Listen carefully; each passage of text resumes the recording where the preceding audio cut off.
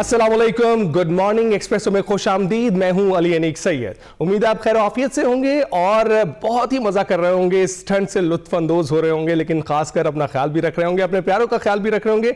और नजर रखिएगा, मोटरवेज कभी बंद हो रही हैं, कभी खुल रही हैं, क्योंकि फॉग जो है छाई हुई है। और जो पंजाब के दीगर जो शहर हैं, जो दीगर इजला हैं, वहां पर भी हमें ये दिखाई दे रहा है कि धुंध जो है पहले से कम है, लेकिन लाहौर में भी धुंध कम होने के बावजूद भी जो पर्टिकुलर मैटर की तादाद है वो कम नहीं हो रही है।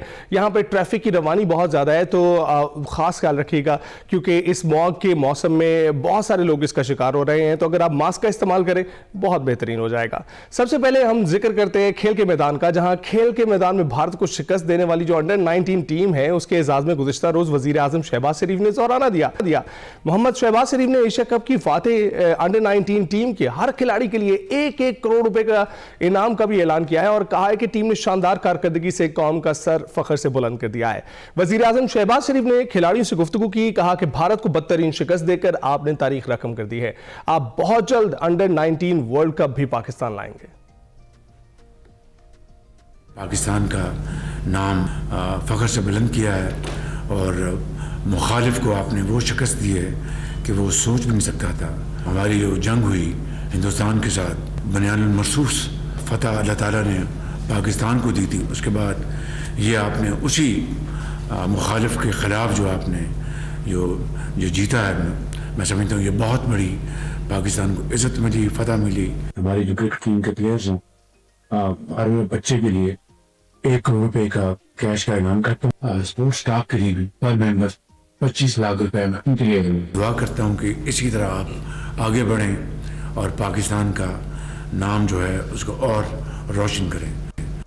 सभी सेलिब्रेट कर रहे हैं और इस मौके पर चेयरमैन पीसीबी मोहसिन नकवी का यह कहना है कि एक बार फिर भारतीय खिलाड़ी इश्तियाल दिलाते रहे और हमारे प्लेयर्स ने सब्र तहम्मुल का मुजाहरा किया है। भारतीय टीम के रवैये से मुतल्लिक आईसीसी को आगाह कर रहे हैं।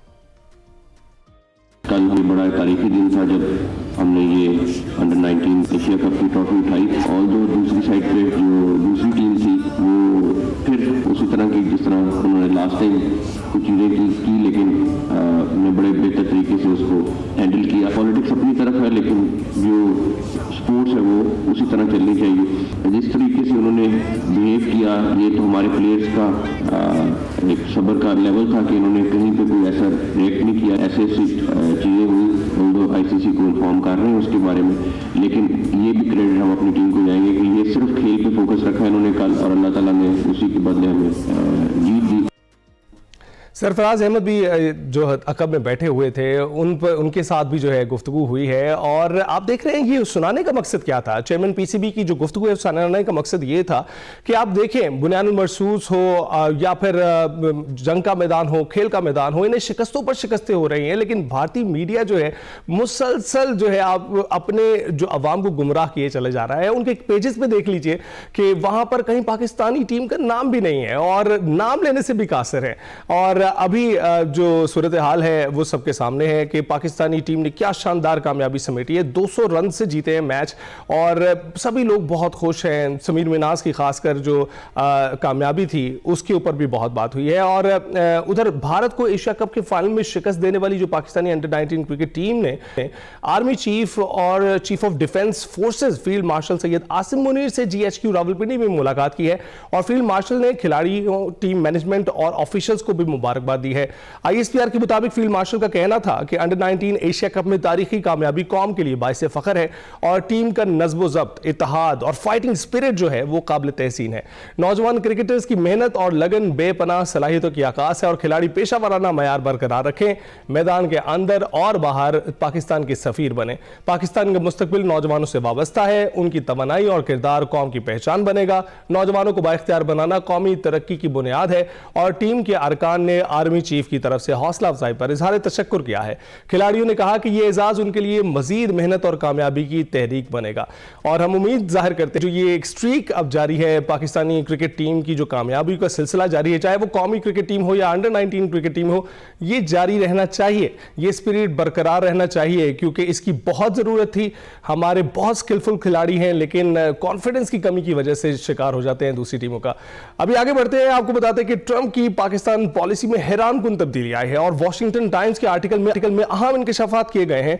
वॉशिंगटन टाइम्स आर्टिकल में पाकिस्तान के फील्ड मार्शल आसिम मुनीर और अमरीकी सदर ट्रंप के ताल्लुकात का खुसूसी तजिया शामिल किया गया है और वॉशिंगटन टाइम्स के मुताबिक पाकिस्तान नापसंदीदा रियासत से शिराकतदार मुल्क बन गया है। अमरीका के लिए पाकिस्तान की इतनी तेज रफ्तार जो इमेज बिल्डिंग है और राय में जो तब्दीली होना है, ये नायाब और मुनफरिद वाकया है। ट्रंप की जनूबी एशिया पॉलिसी में पाकिस्तान को मरकजी सतून करार दिया गया है और मार्च में सदर ट्रंप ने कौमी खिताब में पाकिस्तान की गैर मुतवक्के तारीफ की, जिसने वॉशिंगटन में पॉलिसी का रुख ही बदल दिया था। और वॉशिंगटन टाइम्स के मुताबिक दो तरफा ताउन गैर मुतवक्के क्रेडिट में बदलता गया, एंगेजमेंट बढ़ती चली गई, ताल्लुकात ट्रांजैक्शन से स्ट्रेटेजिक बनते रहे और पाक अमरीका ताल्लुकात में फैसला कुन मोड़ मई की जो मुख्तसर जंग थी मगर शदीद पाक भारत झड़प थी, वो बनी वजह इसकी। और पाकिस्तान की मिलिट्री कारकर्दगी ने ट्रंप को भी हैरान कर दिया। मई जंग के बाद ट्रंप के लिए स्ट्रेटेजिक नक्शा रीड्रॉ हुआ है और पाकिस्तान को जनूबी एशिया विजन को एंकर करने वाला इमर्जिंग ईस्ट करार दिया गया है। पाकिस्तान की मिलिट्री मॉडर्नाइजेशन को नई आलमी अहमियत मिली है और सीज फायर पर भारत का जो सर्द रद्द-ए-अमल है ट्रंप को नागवार गुजरा है, जबकि पाकिस्तान ने सालसी को कदर और शुक्रगुजारी से कबूल किया। वॉशिंगटन टाइम्स के मुताबिक field marshal Asim Munir Trump के इनर सर्कल के स्टार बनकर उभरे हैं और फील्ड मार्शल का सेंट कॉम हेडक्वार्टर्स में रेड कारपेट इस्तकबाल भी हुआ है। अमरीकी अस्करी क़यादत के साथ आला सतही स्ट्रेटेजिक बातचीत की गई। उधर अमरीकी सदर ने एक बार फिर पाकिस्तानी वजीर आजम और फील्ड मार्शल सैयद आसिम मुनीर की तारीफ की और पाक भारत जंग में तैयारा गिराए जाने का जिक्र भी कर डाला। फ्लोरिडा में अहम मीडिया ब्रीफिंग में डोनाल्ड ट्रंप ने 100 गुना ज्यादा ताकतवर ट्रंप क्लास बहरी जहाज बनाने का ऐलान किया है और उन्होंने कहा है कि हम 15 नई आबदोजें और 3 जदीद तैयारा बरदार जहाज भी तैयार कर रहे हैं। We think of it, we stopped a potential nuclear war between Pakistan and India, and the head of Pakistan, highly respected general, he's a field marshal, and also the Prime Minister of Pakistan said President Trump saved 10 million lives, maybe more, by getting that war. You know, 8 planes were shot down. That war was starting to rage. And he actually said the other day that President Trump saved 10 million lives, maybe more. और इसी सारी सूरत हाल पर हमने बात करनी है और बात करने के लिए हमारे साथ मौजूद हैं ब्रिगेडियर रिटायर्ड वकार हसन खान साहब, दिफाई तजियाकार हैं। ब्रिगेडियर साहब, बहुत बहुत शुक्रिया हमें ज्वाइन करने के लिए। कैसे हैं आप? अल्हम्दुलिल्लाह, आप सुनाइए। बिल्कुल ठीक ठाक सर। वॉशिंगटन का जो इंडिया फर्स्ट दौर था वो खत्म हो गया है, पाकिस्तान को फौकियत मिल गई है। वॉशिंगटन पोस्ट ने अपने आर्टिकल में लिखा है कि फील्ड मार्शल और अमेरिकी सदर के ताल्लुकात बड़ा खुसूसी तजिया पेश किया जा रहा है, कैसे देखते हैं इसको? आई थिंक अभी मोदी साहब और डोवल को 2025 का रिव्यू करना चाहिए कि उनके साथ क्या हुआ है।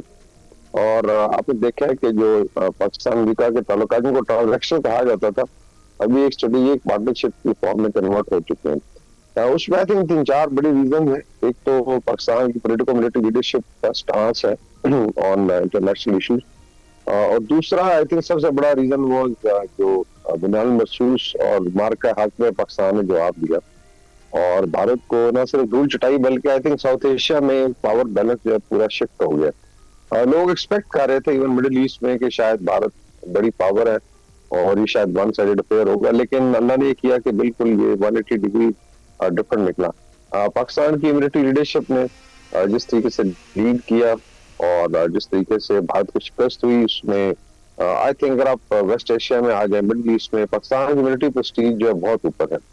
तुर्की में इसको बेसिकली सुपर स्टेट कहा जाता है, बेसिकली इस्लामिक फोर्ट्रेस कहा जाता है। सऊदी अरेबिया ने भी डिफेंस एग्रीमेंट किया है, अभी बांग्लादेश भी आई थिंक विनिंग है इस पे, और तुर्किया में इस चीज पे बातचीत हो रही है कि ताल्लुकात को आगे बढ़ाया जाएगा। तो इस प्रव्यू में I think American president white house और एस्टैब्लिशमेंट डेफिनेटली वो देखते हैं कि हालात किस तरफ जा रहे हैं। भारत को एज एशिया पिवट खड़ा किया गया था, पिछले 30 साल में बड़ी एफर्ट हुई, लेकिन देखा कि एक सुपर टाइगर है और 2019 से मुतवातर मिलिट्री कॉम्पिटिशन में मार पड़ी भारत को। 2019 में भी एक मार्का हुआ था जो कि कंपैरेटिवली छोटे लेवल का था, फिर चाइना इनको कुटाई की है 2020 में, और अभी आई थिंक पाकिस्तान ने एक फैसला कुन शिकस्त दी है। तो हर लिहाज से I think the credit goes to Pakistan military officers, जवान और देन ऑफ कोर्स लीडरशिप। बिल्कुल ब्रिगेडियर साहब, इसमें तो कोई शक नहीं है कि पाकिस्तानी अफवाज की जो कारकर्दगी थी इंतहाई शानदार और मुतासर कुन थी, जिसकी वजह से पूरी दुनिया अब इस पर गुफ्तगू कर रही है। लेकिन आपको क्या लगता है, ये जो तसलसल आप देख रहे हैं अमरीकी पॉलिसी में, जिसमें ईरान के साथ बहुत बेहतर इत्तेहाद नजर आ रहा है और शराकतदारी नजर आ रही है, ये पहले हमने माजी में भारत के साथ भी देखा है और हमने देखा है कि हर तकरीर में, हर जो खिताब में उनका जिक्र हुआ करता था, उनको जो है जब किसी तकरीब में मदऊ किया जाता था तो उनसे हैंडशेक्स होते थे, हाथ बुलंद होते थे। कितना रिलायबल है डोनाल्ड ट्रंप की शख्सियत जिस तरह की है कि इस पॉलिसी पर हम एतकाद करके चले? ये देखिए, अमेरिकन पॉलिसी देखने में तो ट्रंप का कहा जाता है कि प्रेसिडेंट ट्रंप में रिटोरिक ज्यादा है और टाइम वो व्हाटएवर कम्स इनटू माइंड वो बोलते हैं, लेकिन अल्टीमेटली देखें जो इनपुट है यूएस एस्टैब्लिशमेंट की होती है, उसमें सेक्रेटरी ऑफ स्टेट है, उसके एनएसए का ऑफिस है, इंटेलिजेंस है और बाकी चीजें देखिए सारी दुनिया ने देखी है। भारत का जो I think number of reason है, एक तो उनका हिंदुत्व का एजेंडा है, फिर एरोगेंस बहुत ज्यादा आ गई थी, दे वर स्टार्टिंग अज्यूमिंग थिंग्स कि दे आर 10 feet tall, और वो जरूर आपको पता है कि अल्लाह ताला की जात के पसंद नहीं है। फिर आ जाता है कि दोनों तरफ की लीडरशिप का रोल क्या रहा है इस स्कर्मिश में। अगर आप देखें तो ये सही कह रहे हैं प्रेसिडेंट ट्रंप के न्यूक्लियर वॉर की तरफ हम बढ़ रहे थे, बिकॉज अल्टीमेटली जब एसिमेट्री हो तो फिर जो कंपैरेटिवली स्मॉलर पावर है they can think of utilizing nuclear weapon, और पूरा साउथ एशिया जो है, और इस पर स्टडीज हुई है, पुराना खासा अगर लड़ाई होगी तो it's not only south Asia but almost half the world will be destroyed. उसमें इकोलॉजिकल डिजास्टर हो सकता है, उसके अंदर बेशुमार चीज पे पूरी स्टडी है। तो अगर कोई लीडरशिप पीस की तरफ जाती है, आई think that should be appreciated, that's why I think Pakistan को अप्रिशिएट भी किया गया। बाकी जो है भारत पे बड़ी बेट्स लगाई गई थी वेस्ट की, और इसमें mainly they were being directed as a counter being against China. अभी नाउ दे रियलाइज कि ये मुल्क जो सिर्फ पाकिस्तान को हैंडल नहीं कर सकता, फिर आई थिंक ना पॉलिटिकल लीडरशिप में और मिलिट्री लीडरशिप में विल है ना कैपेसिटी है, दोनों चीजों की कमी है। आपने तेजस का देखा है, आपने बाकी इनके हादसा भी देखे हैं, अभी एक मिलिट्री एक्सरसाइज ने की, इसमें मतलब 3-4 जहाज वैसे ही गिर गए। तो I think that is one reason. अभी इसी तरीके से मिडिल ईस्ट में अगर आप देखें, सऊदी अरेबिया इतना कोई नाइव नहीं है मुल्क के, वो they just do it for nothing, उनके भारत साथ में रिलेशनशिप है, लेकिन वहां देखा गया कि लेट्स से मिलिट्री वेट और लीडरशिप का रोल क्या रहा और किस तरीके से पाकिस्तान ने conduct, that's why it's becoming a sure bet for alliances, sure bet for friendship.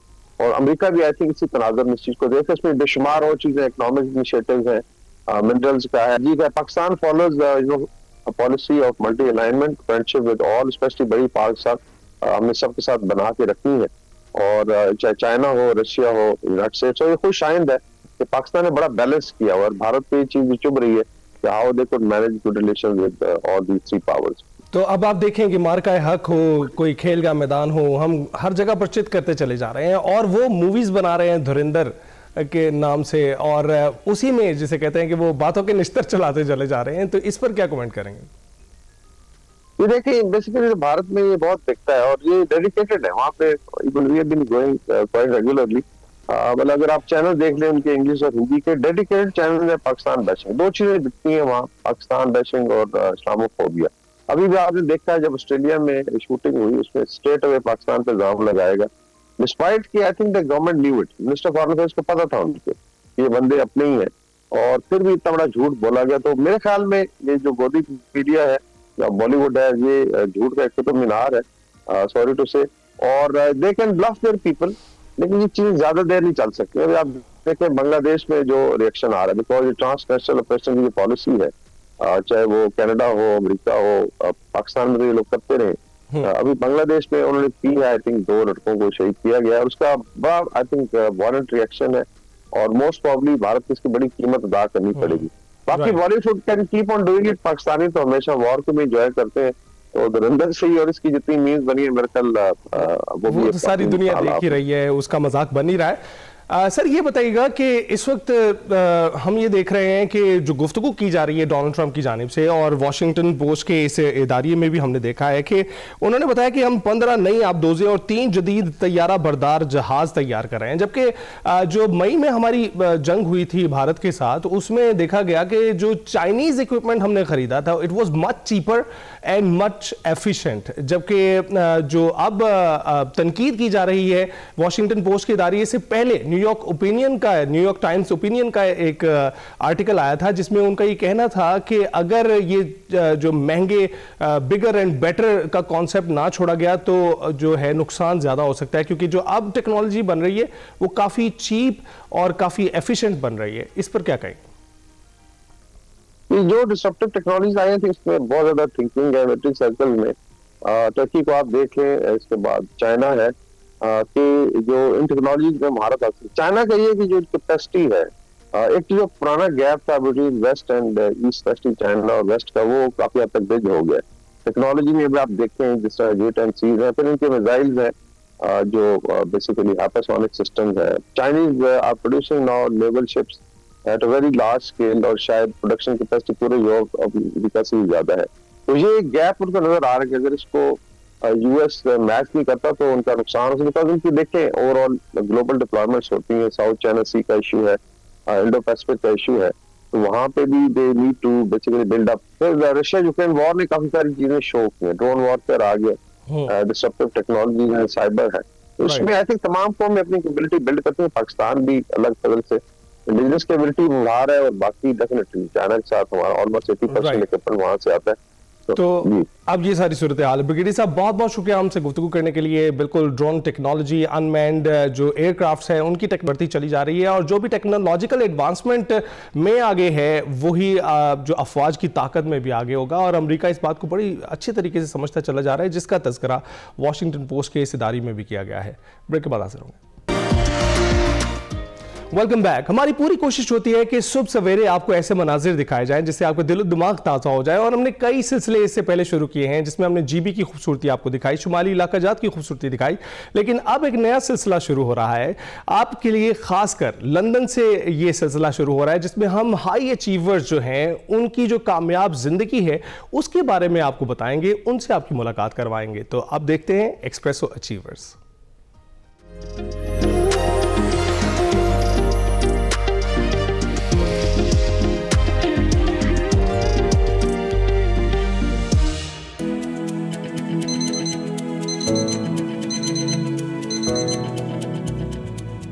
औरत सिर्फ एक माँ, बहन, बेटी और बीवी नहीं, बल्कि एक सोच है, एक ताकत है और एक इनकलाब की इब्तिदा है।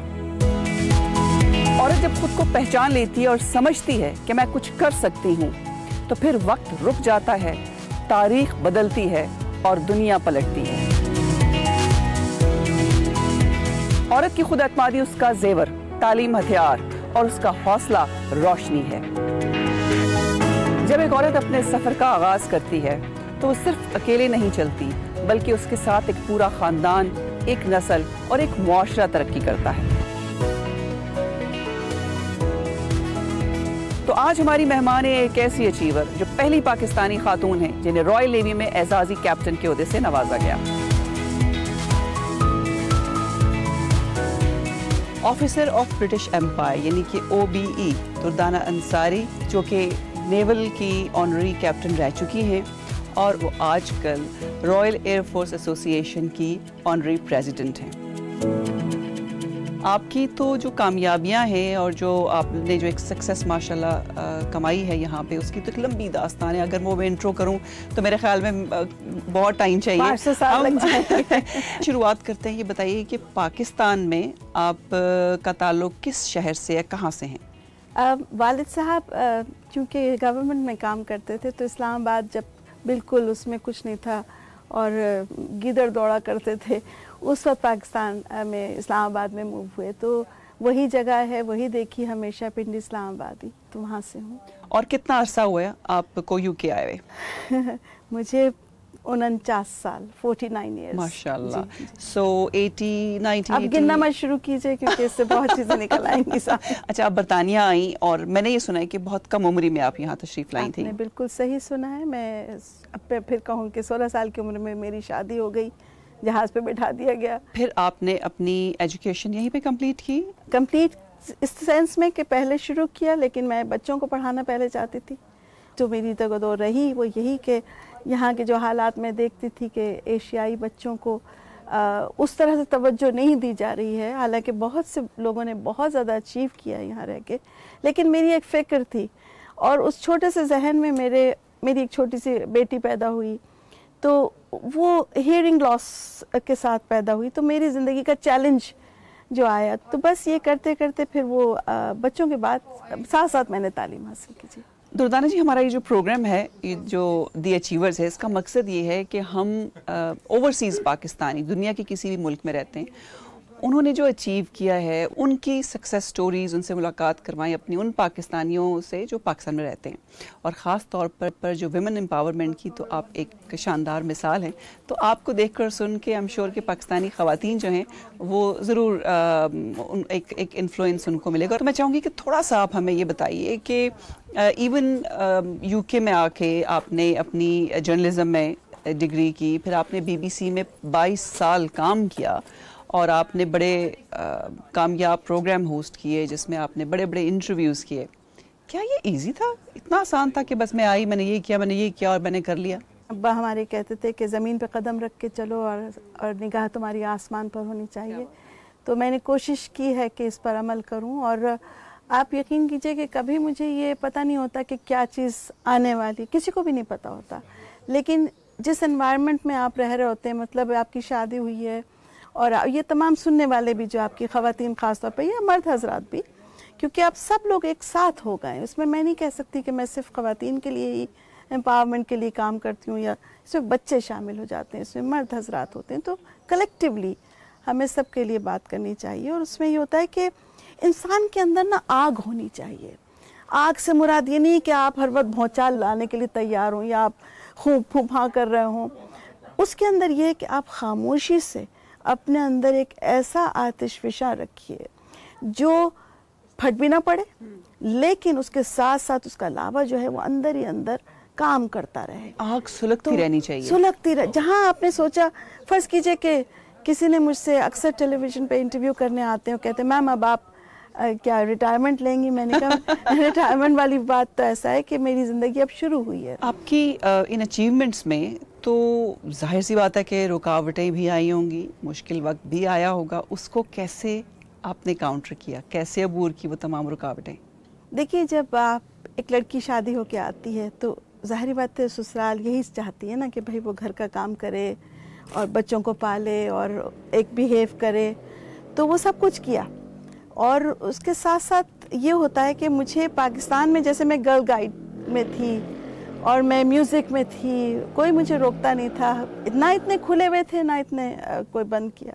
लेकिन बरतानिया आके पहली दफ़ा सुनने को मिला कि भाई पाकिस्तानी लड़कियां जो हैं वो इस तरह नहीं करती, यानी कि इस तरह आवाज़ ऊंची नहीं होनी चाहिए। अच्छा, ये पाकिस्तान में नहीं, लेकिन यहाँ आके आपने देखा? पाकिस्तान में तो था कि मैं बता रही हूँ ना, जमहूरी पे मागला हिल्स पे जा रहे हैं छोटी सी उम्र में, और म्यूज़िक था। बस ये था कि हाँ, जब रेडियो टेलीविज़न पे बुलाया तो अब्बा ने कहा कि नहीं ये नहीं।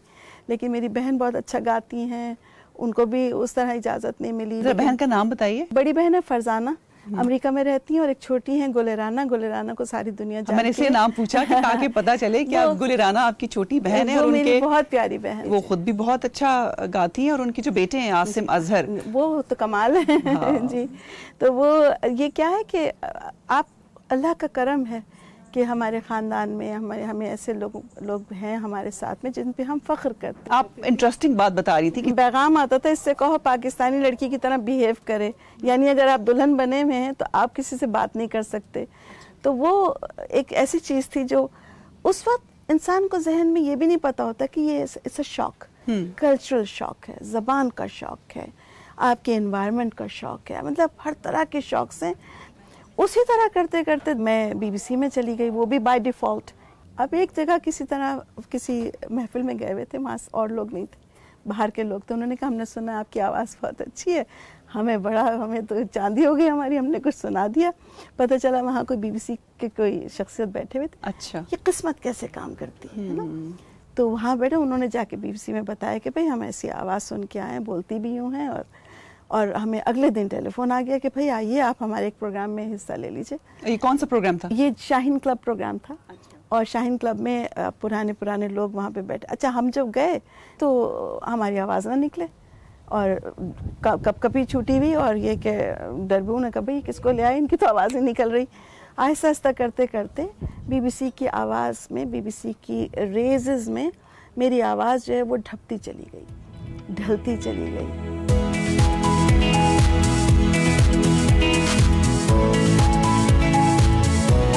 समीना, ये खाली एक स्कूल नहीं है, ये हैरो स्कूल है, जहाँ दुनिया जहान से लोग जो हैं, जो अच्छे, मैं समझती हूँ बड़े बड़े प्राइम मिनिस्टर्स जो थे वो यहाँ आए हैं। मैं आपको बताऊं कि जवाहरलाल नेहरू हिंदुस्तान के जो प्राइम मिनिस्टर रह चुके हैं, वो यहाँ से पढ़ के गए हैं। विंस्टन चर्चिल यहाँ से पढ़ के गए हैं। इसके अलावा जॉर्डन के जो किंग हुसैन हैं, बल्कि मेरी मुलाकात भी हुई थी उनसे, उनके छोटे भाई थे हसन से, वो यहाँ से पढ़ के जो जा चुके हैं। और बहुत से ऐसे हाउस ऑफ लॉर्ड्स के मेंबर्स हैं इसमें।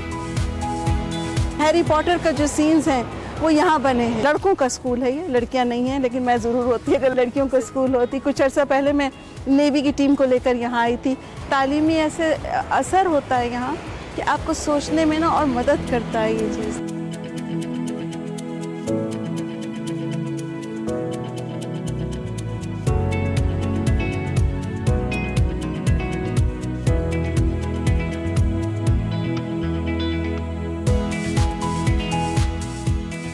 तासुर जो है ना बचपन के, वो बचपन पीछे रह गया है।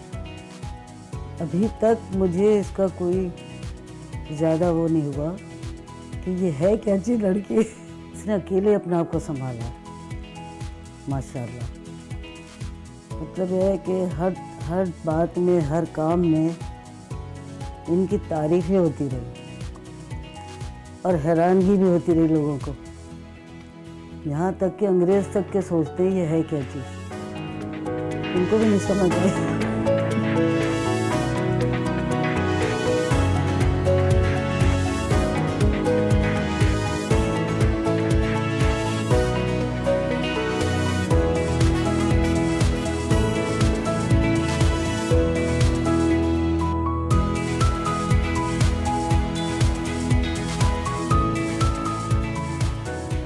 Assalamualaikum, Amina. How are you? How are you? Amina. Nice to see you, Amina. वाह। So ये है आपकी बेटी अमीना? ये है हमारी बेटी अमीना आर्ट अंसारी। अब तो ये पूरी दुनिया की बेटी हैं, क्योंकि पूरा दुनिया में इन्होंने नाम कमाया है। दो शाहकार आप इनके देख रही हैं ये। So अमीना ने कब स्टार्ट किया पेंटिंग? अमीना बिल्कुल आर्ट नहीं करना चाहती थी, और जब इसके A लेवल्स में A स्टार्स आए तो मैंने इसको आहिस्ता आहिस्ता, क्योंकि मुझे नज़र आ रहा था इसके अंदर स्किल्स हैं। मैं खुद चूँकि आर्ट को थोड़ा सा जानती थी, तो ये बिल्कुल नहीं करना चाहती थी। इसकी सबसे पहली पेंटिंग जो इसने नाजिया हसन की बनाई थी, जिसमें इसको 18 साल की उम्र में इसको हाउस ऑफ कॉमन्स से अवार्ड मिला था। और वो उस तरह बनाई थी कि कंप्यूटर यहाँ रखा हुआ और she used to paint. Computer यहाँ, उस पर तस्वीर देखती थी और पेंट करती थी। तो इसके अंदर कुछ अल्लाह ताला ने ऐसी photographic memory you can say कुछ है इसके अंदर है ऐसा। तो ये पेंटिंग जो है, इसको अब ये किसी ने कहा कि तुम अपना पेन बनाओ। मैंने बताया था ना आपको कि ये जब पैदा हुई थी तो इसकी हियरिंग ज़रा सी कम थी। तो अभी 2 साल पहले इसके कॉक्लियर इम्प्लांट्स लगे हैं। तो ये तमाम पेंटिंग्स जो आप ये देख रही हैं, ये मशीन ने आप जो चेहरे, इसने किसी ने कहा अपनी तकलीफ बताओ, तो इसने चंगेज़ खान को सोचा और उसके उसी तरह का समझिए खौफनाक उनका बेटा, उस पर इसने ये पेंटिंग बनाई। और इसमें कर्तबा से लेकर इस्लामिक आर्ट से लेकर और तमाम जो कॉक्लियर इम्प्लांट्स हैं वो इसके अंदर है। इसी तरह जैसे इन्होंने जॉर्ज क्लूनी को बनाया है, और इसमें भी वही कॉक्लियर इम्प्लांट्स जो इनके लगे हैं 2 साल पहले। तो this is Amina art, her work is in Windsor castle. So ये इम्प्लांट लगने से अमीना की जो बोलने की सलाहियत है वो भी इम्प्रूव हुई है? इम्प्रूव नहीं, बहुत हुई है, सुनने की बहुत ज़्यादा हुई है। कि अब एक बारीक बारीक बात भी, जैसे पहले हम कुछ भी कह देते, तो मैंने एक दिन जब इसके पहली दफ़ा इसके लगा और कुछ दिनों के बाद, तो मैंने किसी बात पे झुंझला के मैंने कुछ कहा, तो वापस आई दूसरे कमरे से कि तुम्हें पता है मैं सुन सकती हूँ। मैं सुन सकती हूँ।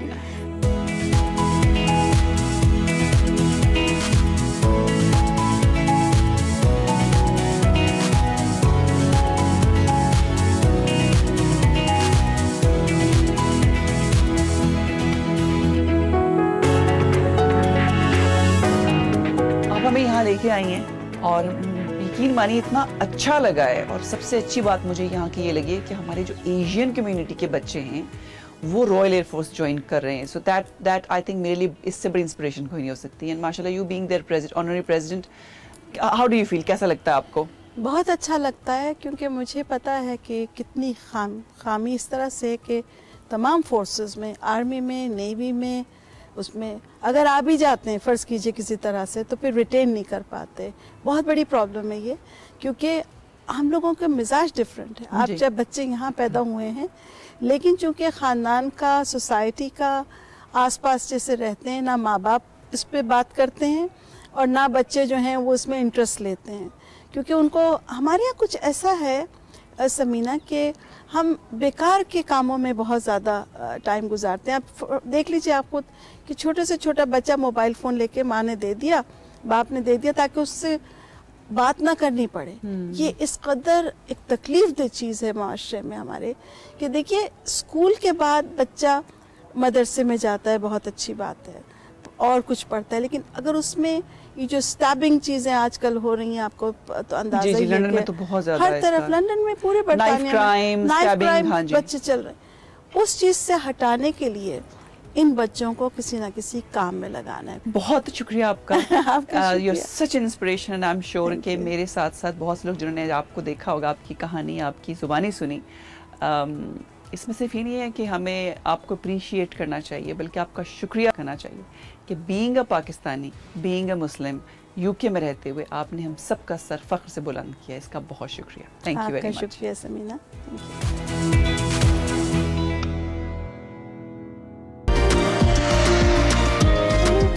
Welcome back. शो के शुरू में मौसम की बात हुई थी, बालाई इलाकों में बर्फबारी जारी है, जिसके हवाले से हमें अपडेट करेंगे गिलगित बल्तिस्तान से शाह कमर। जी कमर।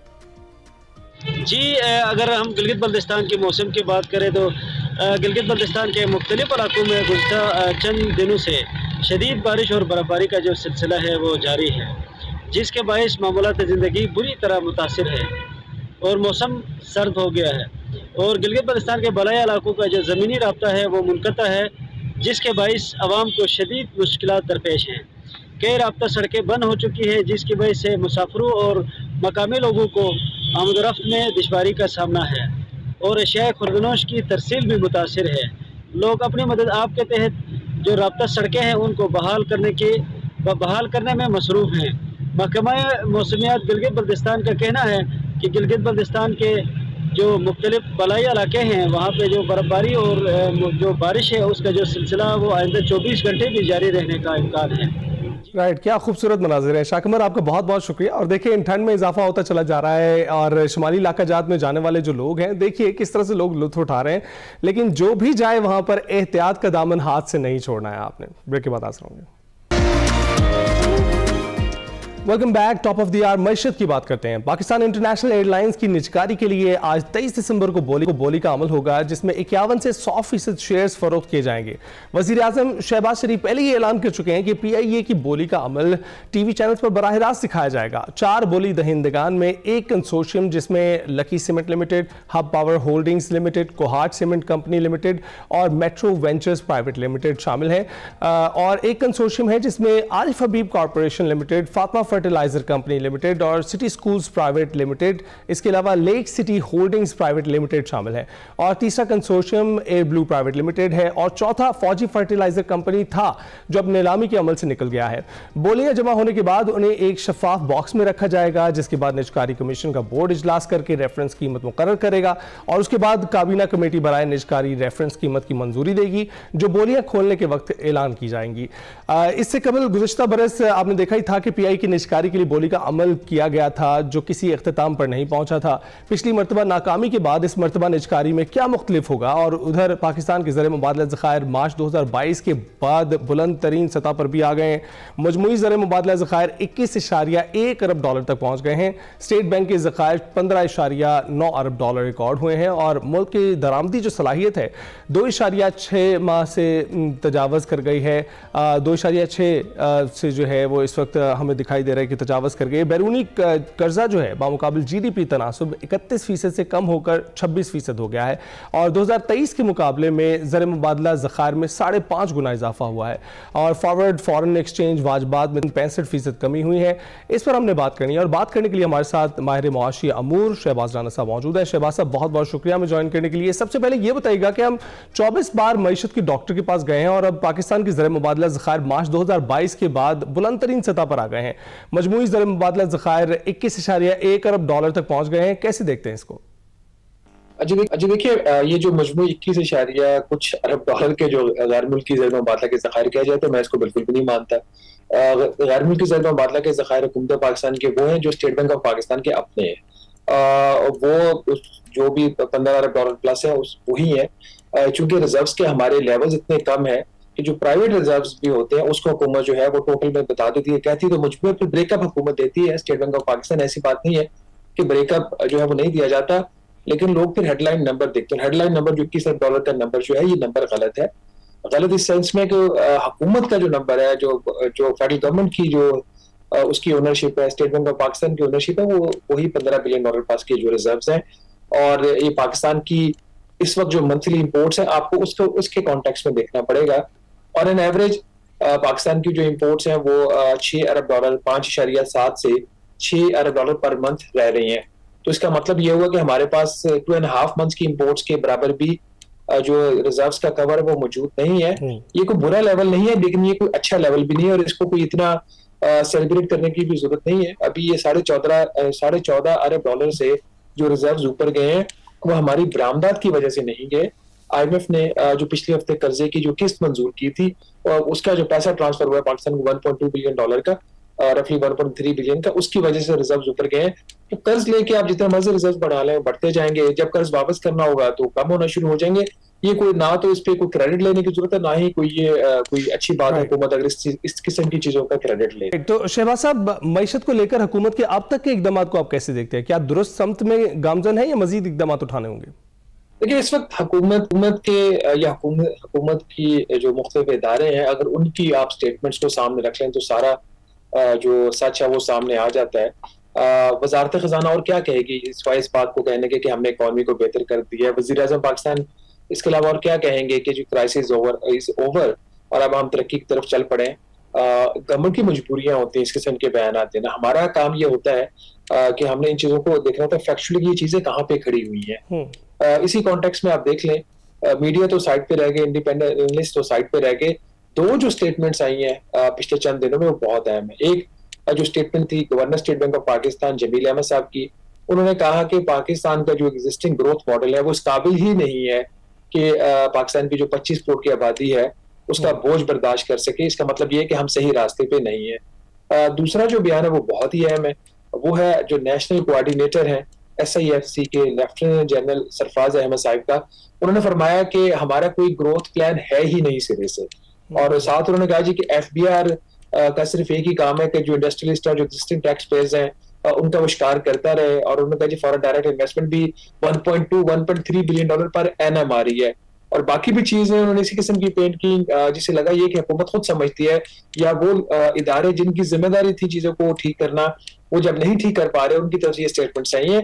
तो ये जो भी चीज होती है जो ओवरऑल इकोनॉमिक सिचुएशन होती है उसको ऑब्जेक्टिवली देखना चाहिए। ऑब्जेक्टिवली इसमें सूरत हाल ये है कि हमारे जो दिवालिया होने की बात थी इस वक्त हम दिवालिया नहीं हो रहे, इसमें कोई शक वाली बात नहीं है। क्योंकि स्टेट बैंक ऑफ पाकिस्तान का प्रोग्राम IMF का प्रोग्राम आया, IMF के प्रोग्राम के बाद कुछ और कर्जे आए, फिर स्टेट बैंक ऑफ पाकिस्तान ने लोकल मार्केट से डॉलर्स खरीदे, तो आपको गैर मुल्की ज़र मुबादला के ज़खायर भी कोई 15 बिलियन डॉलर के आसपास मिल रहे हैं। दिवालिया होने की बातें भी नहीं हो रही।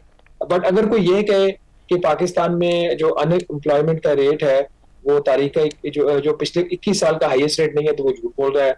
अगर आपको कोई ये ना बताए कि इस वक्त जो आपकी ओवरऑल जो सूरत हाल बन रही है कुछ ऐसी बन रही है कि जो ह्यूमन डेवलपमेंट इंडेक्स है पाकिस्तान का वो लोएस्ट है अमंग जो जितने भी जो कंट्रीज हैं दुनिया की, वन ऑफ द लोएस्ट है हमारा, गलबन 164 या 168 नंबर के ऊपर है। तो इस किस्म की जो सूरत हाल है, फिर पॉवर्टी का लेवल आपको पता है, फिर बाकी चीजों का आपको पता है। ग्रोथ रेट हमारी जो एवरेज रही है 3.5 से 4% रही है और जो रीजनल कंट्रीज है उनकी ग्रोथ रेट जो है वो 6% के बराबर। तो ये जरूर है कि जो हमारा नीचे की तरफ जाने का सफर था वो शायद रुक गया है, लेकिन अगर कोई ये कहे कि हमने तरक्की की जो राह है वो तय करना शुरू कर दी, ये बात मुनासिब नहीं। शब ये बताएं कि हुकूमत को मजीद ऐसा क्या करना है कि FDI आए और मुल्क की मईशत में ग्रोथ बढ़े? जी, फॉरेन डायरेक्ट इन्वेस्टमेंट की आप बात करें, जैसे अभी मैंने बताया कि फॉरेन डायरेक्ट इन्वेस्टमेंट जो है वो हवा में नहीं आएगी। फॉरेन डायरेक्ट इन्वेस्टमेंट के लिए कुछ आपको बुनियादी लवाजमात चाहिए होते हैं, और SIFC जैसा इदारा जो कि बना इस मकसद के लिए था कि FDI लाई जाए, और आपको पता है कि $70 अरब तक FDI लाने की ऑफिशियल स्टेटमेंट आई थी उस वक्त। जो एपेक्स कमेटी है SIFC की, उसके जो सेक्रेटरी हैं जहांजीब खान साहब, उन्होंने खुद ऑन द रिकॉर्ड बात मीडिया को कही थी 60 से 70 अरब डॉलर की इन्वेस्टमेंट की। तो जब SIFC के नेशनल कोऑर्डिनेटर जनरल सरफराज कहते हैं कि FDI $1.2 बिलियन है, तो इसका मतलब है कि हम जो काम करना चाहिए था हुकूमत को नहीं कर सकी पिछले 2 से 3 साल में। आप देखें बुनियादी तौर पर अप्रैल 2022 से तो PMLN की ही गवर्नमेंट है इन कोलिशन, बट उसमें जो चीज इंपॉर्टेंट है, जो आपको चाहिए होती है, जो FDI जो बढ़ाने के लिए आपके जो टैक्स रेट्स हैं, पाकिस्तान के जो टैक्स रेट्स हैं वो खित्ते में सबसे ज्यादा, बिजली के रेट्स पाकिस्तान के सबसे ज्यादा खित्ते में, जो शरह सूद है 10.5% के ऊपर अभी भी वो खित्ते में ज्यादा। इसी तरीके से जो पॉलिटिकल आपके यहाँ इंस्टेबिलिटी है, सिक्योरिटी की जो सिचुएशन है, कोऑर्डिनेशन के इश्यूज हैं, लैंड डिस्प्यूट्स हैं, रूल ऑफ लॉ पाकिस्तान के अंदर जो है, इसके ऊपर IMF की रिपोर्ट आपके सामने आ चुकी है, करप्शन के हवाले से IMF की रिपोर्ट सामने आ चुकी है। तो जब तक ये सारी चीजें ठीक नहीं होती तो फॉरेन डायरेक्ट इन्वेस्टमेंट जो ऐसे नहीं आ सकती। सबसे पहले आपको टैक्स के स्ट्रक्चर को ठीक करना है, आपको एनर्जी के जो स्ट्रक्चर है प्राइसिंग का उसको ठीक करना है, उसके बगैर ये मुमकिन नहीं। तो शहबाज साहब, PIA कारी की बोली आज होगी और पाकिस्तान के बड़े कारोबारी खानदान PIA नीलामी में शामिल हैं। क्या PIA की निजकारी की तीसरी कोशिश आपको लगता है कि कामयाब होगी, और क्या कोड़ियों के भाव PIA की निजकारी होगी या हुकूमत के हाथ भी कुछ आएगा? कामयाब होगी या नहीं होगी इसका पता तो लग जाएगा जो है मंगल की जो 3:30 बजे तक 4 बजे तक, तब तक सिचुएशन क्लियर हो जाएगी। अभी तक की ये सूरत हाल है कि 4 जो बिडर्स थे उसमें से एक जो बिडर है फौजी फर्टिलाइजर, वो बिड में पार्टिसिपेट नहीं कर रहा। पीछे 3 बिडर्स बचे हैं, मोहम्मद अली टब्बा साहब का ग्रुप है, आरिफ हबीब साहब का ग्रुप है, फिर एयर ब्लू है। तो पार्टीज तीनों अच्छी हैं, उम्मीद है कि अच्छा कंपटीशन होगा, बेहतर प्राइस मिलेगी। लेकिन जो भी कीमत मिलेगी, अगर ये कामयाब हो जाती है, और अल्लाह करे ये कामयाब हो जाए, तो उसका सिर्फ हुकूमत को 7.5% कैश मिलेगा। जितने भी, अगर मिसाल के तौर पर अगर 100 अरब रुपए की बोली हुई है, तो 100 अरब रुपए में से जो कामयाब जिसने बोली दी है वो 92.5 अरब कंपनी में PIA में ही दोबारा इन्वेस्ट कर देगा, जिसका खुद वो शेयर होल्डर होगा, और हुकूमत को सिर्फ 7.5% कैश मिलेगा। अब इसके ऊपर ये बात कही जा रही है कि हर साल अभी भी 30 से 35 अरब रुपए का PIA खसारा कर रही है, बजट से ये पैसा जा रहा है, तो चले 7.5% ही सही। एक तो 7.5% मिल जाएगा बिडिंग का, और दूसरा ये कि जो इसके नुकसानात हैं उससे जान छूट जाएगी। तो इसके बारे में इस लिहाज से तो दिल को तसल्ली दी जा रही है।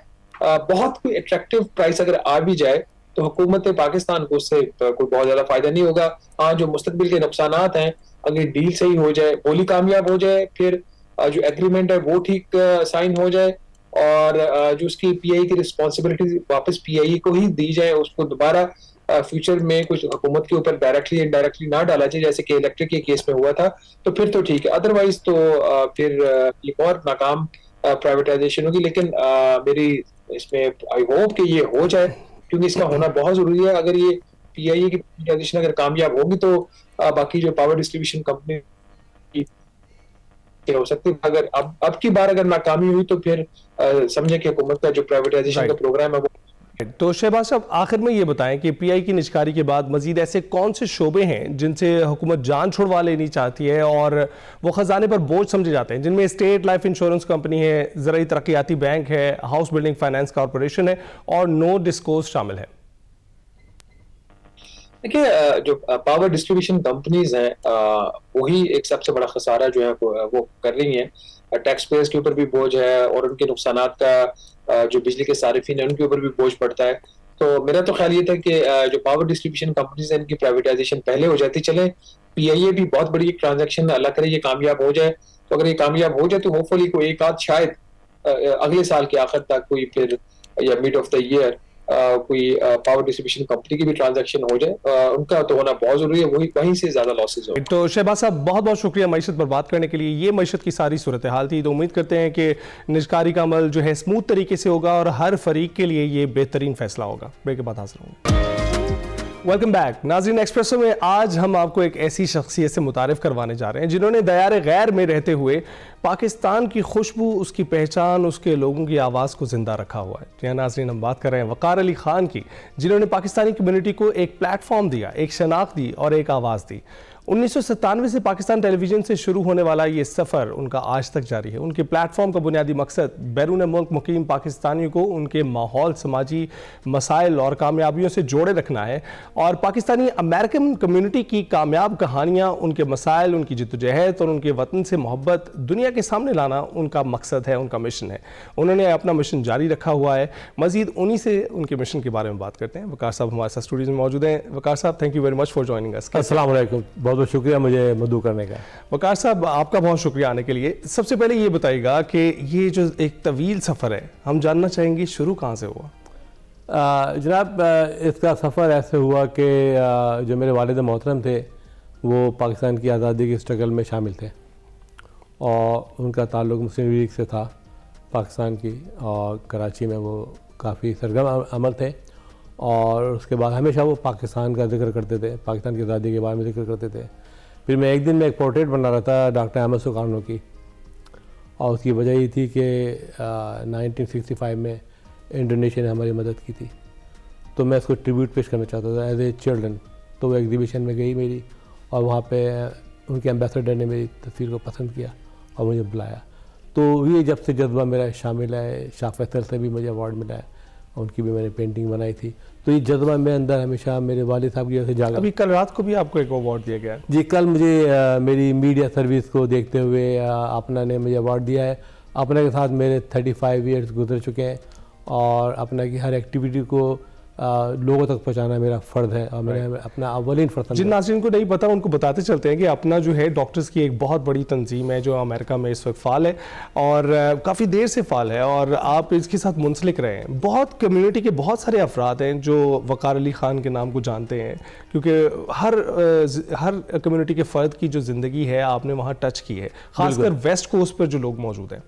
जी हाँ, वेस्ट कोस्ट से ईस्ट कोस्ट आई बहुत ट्रैवल किया मैंने पूरे अमेरिका में, और उन गौहर और उन हीरो का मैंने तलाश किया है जिन्होंने पाकिस्तान के लिए बहुत किया है, बहुत काम किया, अपना कंट्रीब्यूशन किया उन्होंने, क्योंकि वो अपनी जेब में सिर्फ $40 से $50 लेकर आए थे और वहाँ से उन्होंने अपना आगाज़ किया, जिसमें नामवर शख्सियत जावेद अनवर साहब हैं जो बिलियनर हैं माशाल्लाह, बिल्कुल, और हमेशा पाकिस्तान की मदद करते हैं। ताहिर जावेद साहब हैं, वो हैं। डॉक्टर सुहेल मसूद हैं, इधर CEO chairman of $2.5 billion company.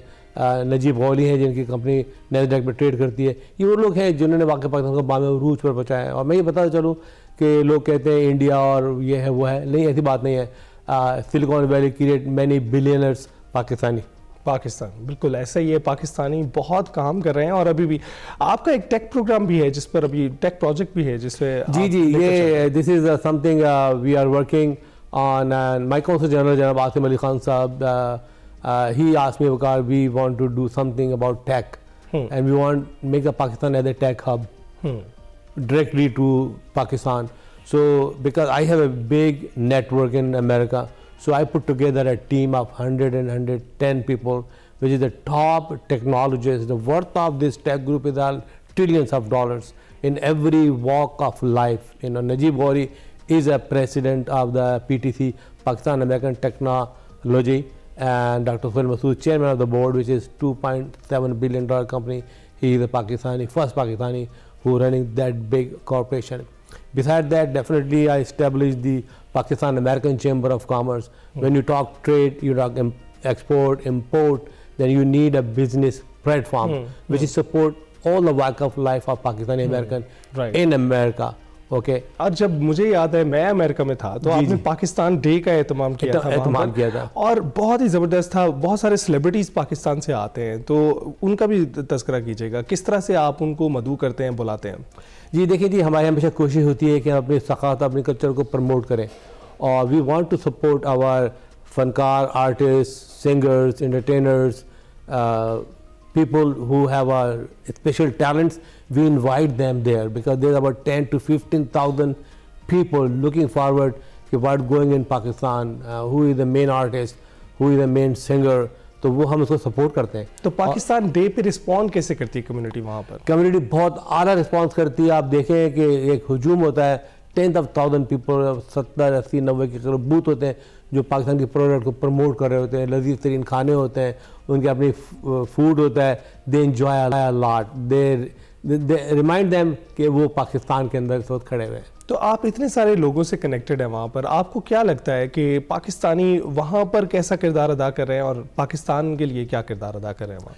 देखिए, मैं पहले मिसाल दूंगा आपकी अपना की, Pakistani American federation of north America, the world largest organisation, now they are also be collaborating with the European Union. This year, you know, beside of the ice and everything, Pakistan got 1,000 visas, J1 visa for America. Pakistani 1,000 doctor America जा रहे हैं beside all these immigration issues. That's a very good news that अपना big role and I credit give to the. That speaks volume though. The volume Dr. Humaira Qamar is the president, current president of the अपना, and we are here in Lahore celebrating our winter meeting, alhamdulillah, and the Nathur Iqbal is the chairman of the convention, and they asked me to come Lahore and see what we're doing it. So I am an eyewitness coming from America to take the story back to America. Right, तो ये जो Trump साहब जो हैं हमारी तारीफ़ें कर रहे हैं, पाकिस्तान की तारीफ़ें, वज़ीर आज़म की, फील्ड मार्शल की तारीफ़ें, इससे कम्युनिटी पे कोई असर पड़ा है? लोग किसी अच्छे तनाजुर में देखना शुरू हुए वहाँ? जी देखिए, पाकिस्तान की हमेशा कोशिश होती है, पाकिस्तान में काफ़ी लॉबिंग ग्रुप है, ठीक है, और काफ़ी हमारी जो सिलिकॉन वैली है, हमारी जो ट्रेड इंडस्ट्री है, हमारी बिजनेस कम्युनिटी है, they are very excited, happy see that वहाँ के जो लोग हैं वो देखते हैं कि जो प्रेसिडेंट ऑफ अमेरिका है, क्या वो हमारी बात सुन रहा है, क्या वो हमारे मुल्क में तरक्की की बातें कर रहा है। जैसा बताया कि Pakistan loss billions of dollars in war and terror, and we're supporting the West countries, and what we got, nothing. You know, I talked to Joe Biden about that. Right. Okay, what is the Kerry Lugar bill, and why you putting the strength? And we invested our lot of efforts to protect the Western world, and our tariff is very very high during that day. Now alhamdulillah भी आप देखेंगे पाकिस्तान और America के ताल्लुकात में बहुत ही मजबूती आती चली जा रही है, और अभी रिसेंट जो अभी एक ही दिन पहले डोनाल्ड ट्रंप ने एक बार फिर रिवाइज किया है, और फील्ड मार्शल साहब को तो वो कह रहे हैं कि वो इनर सर्कल के बंदे हैं और वजीर आजम की तारीफें कर रहे हैं। बहुत बहुत शुक्रिया वकार साहब हमें ज्वाइन करने के लिए, और हम उम्मीद करते हैं, दुआ करते हैं कि आपका ये जो मिशन है पाकिस्तानियों को सपोर्ट करने का वो जारी रहे। ब्रेक के बाद हाजिर हूं। Welcome back. सेगमेंट निकले तेरी तलाश में शामिल करते हैं। आज बात हो रही है मॉस्को और सेंट पीटर्सबर्ग के मौसम सरमा और लैंडस्केप पर। आइए देखते हैं।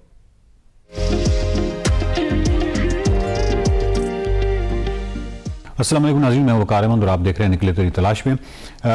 मॉस्को के हवाले से अगर देखा जाए और सेंट पीटर्सबर्ग के हवाले से देखा जाए तो दुनिया अदब में एक बहुत कमाल इनका किरदार इस हवाले से है कि यहाँ बहुत बड़े राइटर्स पैदा हुए।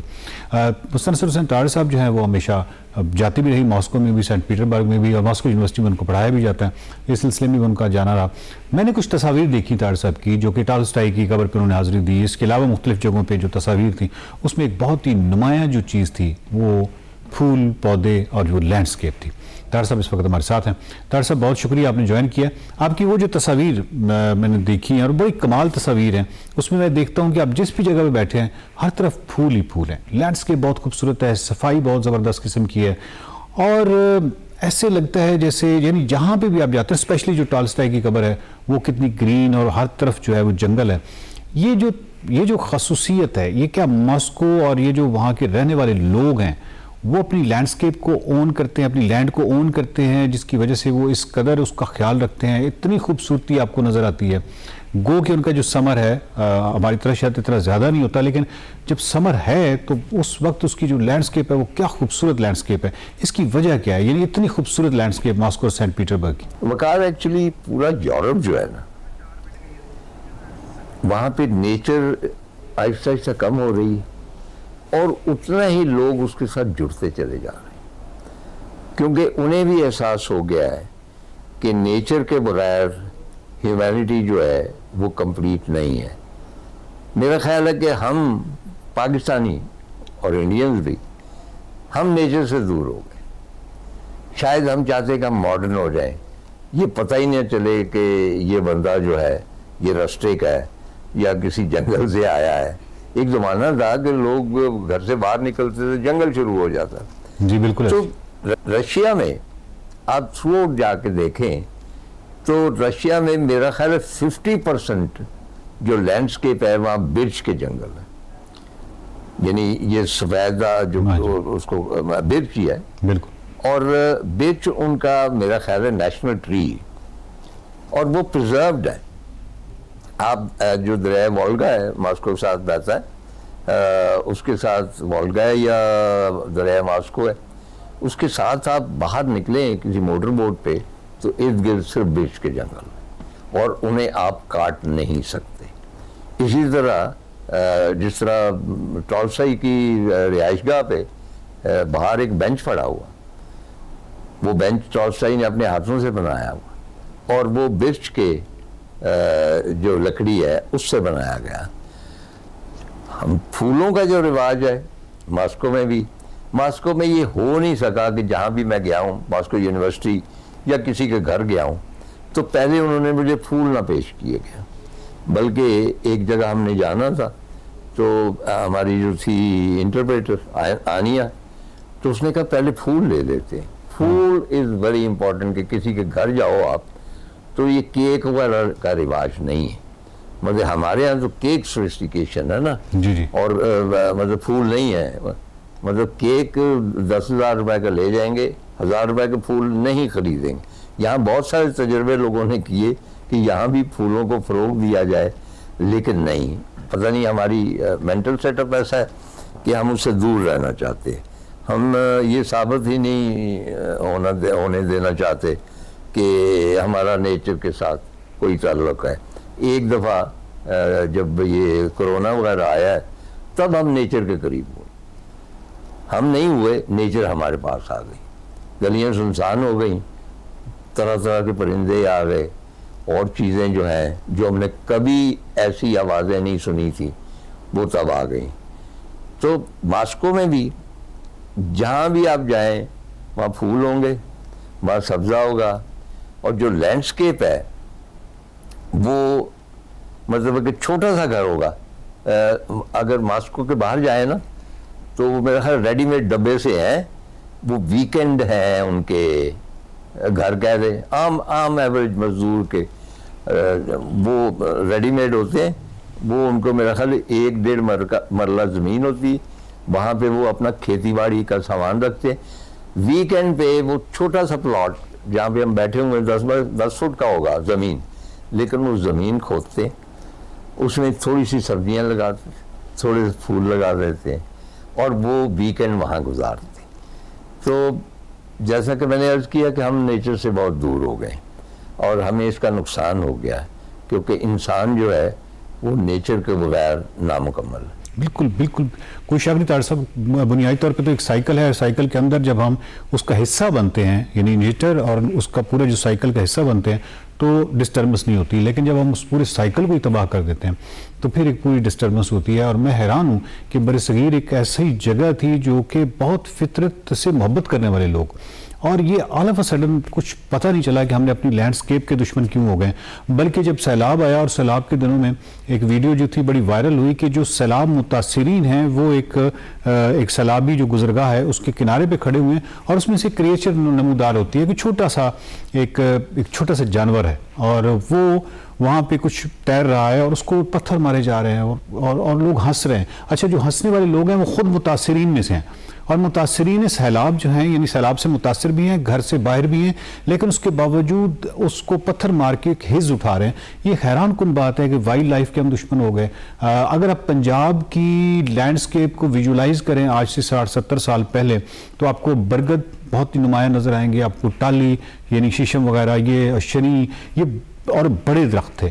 अब हम जब किसी जगह जाते हैं तो देखते हैं कि वो तमाम बड़े दरख्त जो है वो बेच दिए गए हैं, और वो श्रब्स नज़र आती हैं, या फिर वो ऐसे दरख्त नज़र आते हैं जिनके काद बहुत छोटे हैं। यानी पंजाब जो है वो बहुत ही बड़े घने और सायादार दरख्तों की सरजमीन थी। उसकी वजह ये थी कि यहाँ पे मौसम ऐसा था, लेकिन पूरा का पूरा हॉर्टिकल्चर और जो ग्रीनरी है वो हमारे अंदर वो उस तरह की बाड़ें और छोटे छोटे लीमू के दरख्त, और शायद हम उस तरफ चले गए हैं कि शायद प्लांटेशन उस साइड पे चली गई है।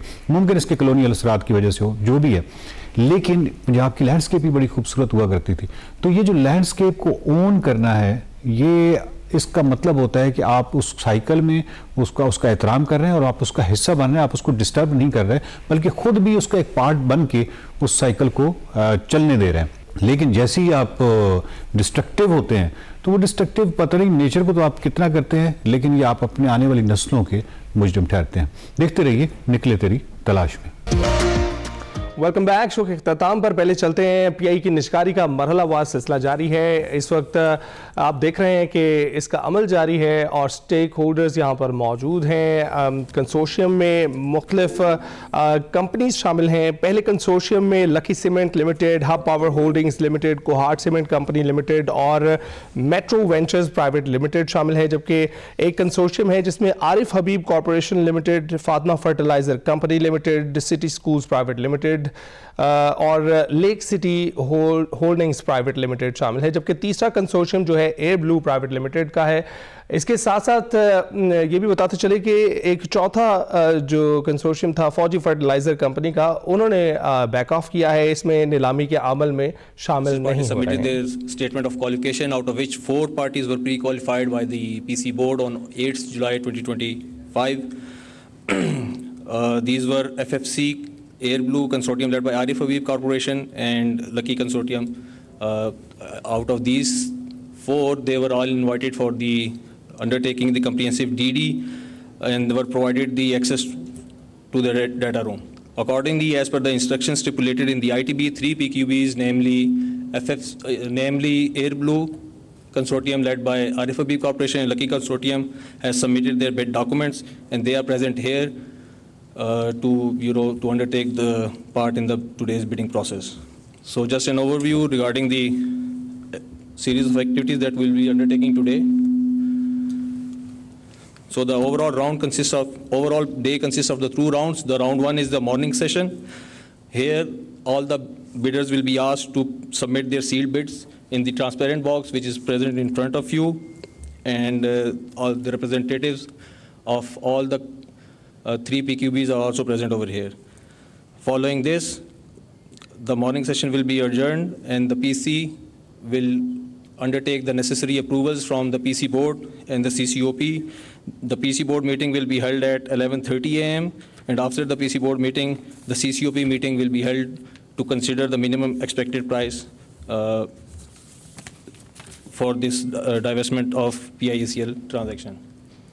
So in the round 2, which will happen in the evening, following the approval of the CCOP, the sealed bids will be opened, and as per the instructions outlined in the ITB, and tentatively this is going to be telecasted round about at 3:30. And again, the purpose of today's bidding process is to determine the highest bid that the government receives for the divestment of the stakes in the PIECL privatization. Thank you. अभी ये मरहलावार सिलसिला जारी है। आपको पता है कि 75% जो हिस्से हैं उनको बेचा जा रहा है और 25% जो हिस्से हैं उनको 1 माह बाद बेचा जाएगा, और ये जो 25% हिस्से हैं इनको 12% जायद नर्क पर फरोख्त किया जाएगा। तो ये अमल 3-3:30 बजे तक जारी रहेगा। देखते हैं, उम्मीद करते हैं कि जो तीसरा जो मरहला है उसमें ये जो है किसी ऊँट किसी करवट बैठ जाए। अभी आज के लिए इतना ही, कल फिर हाजिर होंगे। अल्लाह हाफ़िज़।